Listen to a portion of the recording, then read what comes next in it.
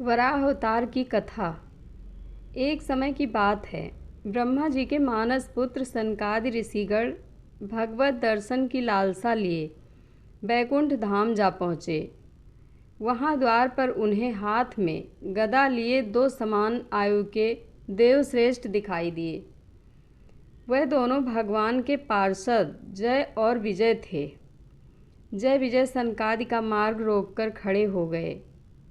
यह देखकर सनकादि क्रुद्ध हो गए और उन दोनों द्वारपालों को श्राप देते हुए कहा, तुम भगवान बैकुंठनाथ के पार्षद हो, किंतु तुम्हारी बुद्धि अत्यंत मंद है। तुम अपनी भेद बुद्धि के दोष से इस बैकुंठ लोक से निकलकर उन पाप योनियों में जाओ जहाँ काम, क्रोध और लोभ रहते हैं। सनकादि के श्राप से व्याकुल होकर जय विजय उनके चरणों में लौटकर क्षमा प्रार्थना करने लगे। इधर जैसे ही श्री भगवान पद्मनाभ को विदित हुआ कि उनके पार्षदों ने सनकादि का अनादर किया है, वह तुरंत लक्ष्मी सहित वहाँ पहुँच गए। भगवान को स्वयं वहाँ देखकर सनकादि की विचित्र दशा हो गई। वह तुरंत भगवान को प्रणाम करके उनकी स्तुति करने लगे। तब भगवान सनकादि की प्रशंसा करते हुए बोले, ये जय विजय मेरे पार्षद हैं। इन्होंने आपका अपराध किया है। आपने इन्हें दंड देकर उचित ही किया है। ब्राह्मण मेरे परम आराध्य हैं।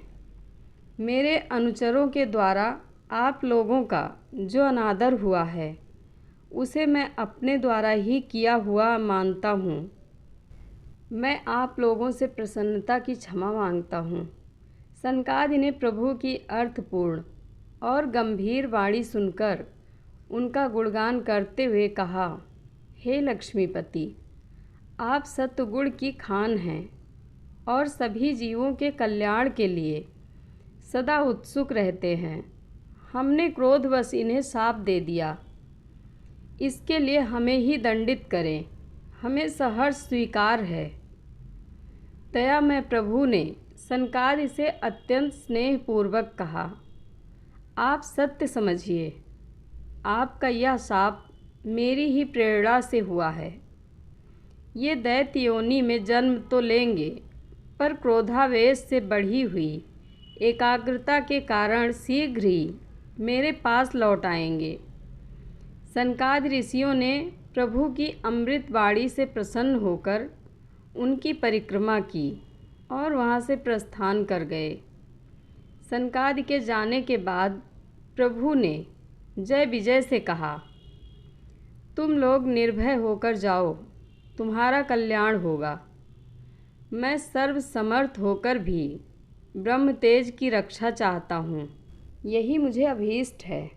दैत्य योनि में मेरे प्रति अत्यधिक क्रोध के कारण तुम्हारी जो एकाग्रता होगी, उससे तुम इस श्राप से मुक्त होकर कुछ ही समय में मेरे पास लौट आओगे।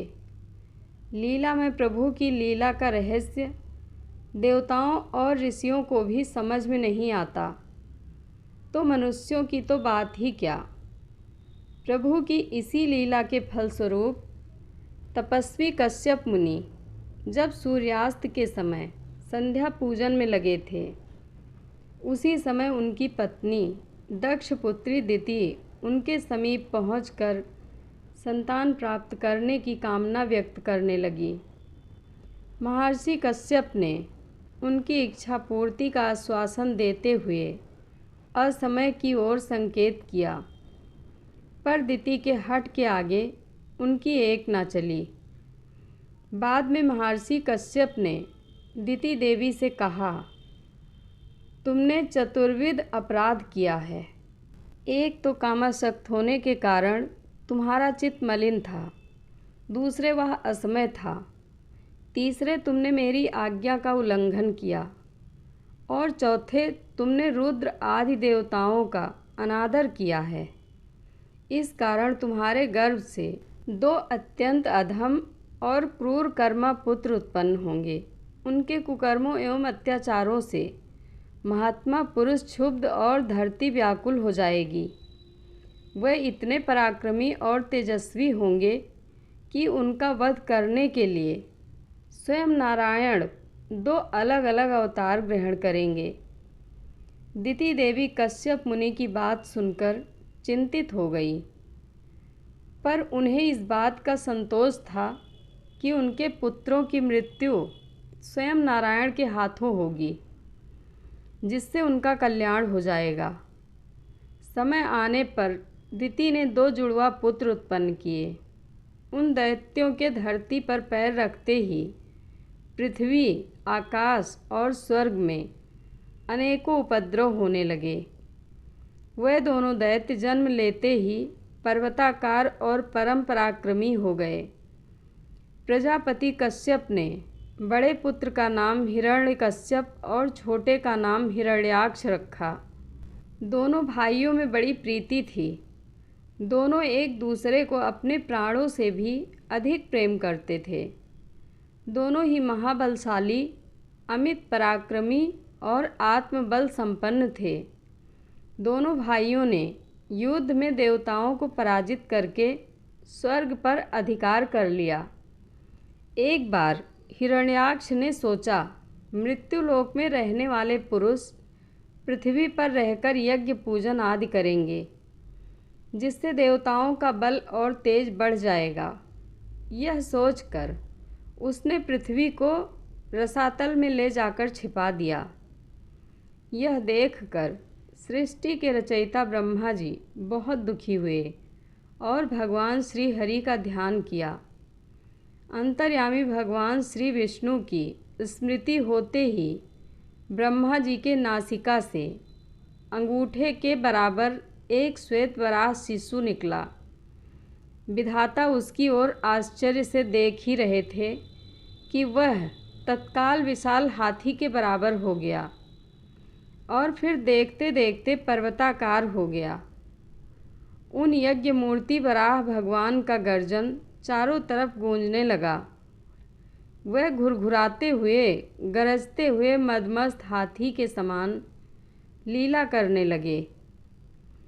उस समय मुनिगण प्रभु की प्रसन्नता के लिए उनकी स्तुति कर रहे थे।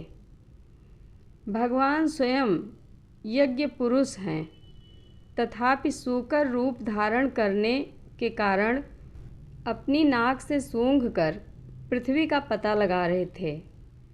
उनकी दाढ़ें बड़ी कठोर थीं और त्वचा पर कड़े कड़े बाल थे। इस प्रकार वे बड़े क्रूर जान पड़ते थे। पर अपनी स्तुति करने वाले मुनियों की ओर बड़ी सौम्य दृष्टि से निहारते हुए उन्होंने जल में प्रवेश किया। भगवान वराह बड़े वेग से जल को चीरते हुए रसातल में जा पहुँचे। वहाँ उन्होंने पृथ्वी को देखा और अपने दाढ़ों से पृथ्वी को उठाकर रसातल से बाहर निकले। जल से बाहर निकलकर वे पृथ्वी को निर्दिष्ट स्थान पर स्थापित कर ही रहे थे कि हिरण्याक्ष वहाँ पहुँच गया। उसने वराह भगवान को युद्ध की चुनौती दी। इसके बाद हिरण्याक्ष और वराह भगवान के बीच भयंकर संग्राम हुआ। इस युद्ध में वराह भगवान ने खेल खेल में ही हिरण्याक्ष का वध कर दिया। इसके साथ ही देवतागण वराह भगवान की स्तुति करने लगे। फिर प्रभु ने वैष्णवों के हित के लिए कोकामुख तीर्थ में वराह रूप का त्याग किया। पृथ्वी के उसी पुनः प्रतिष्ठा काल से श्वेत वराह कल्प की सृष्टि प्रारंभ हुई। जय श्री हरि विष्णु, जय वराह भगवान। कथा अच्छी लगे तो कमेंट बॉक्स में अपनी राय ज़रूर दें। धन्यवाद।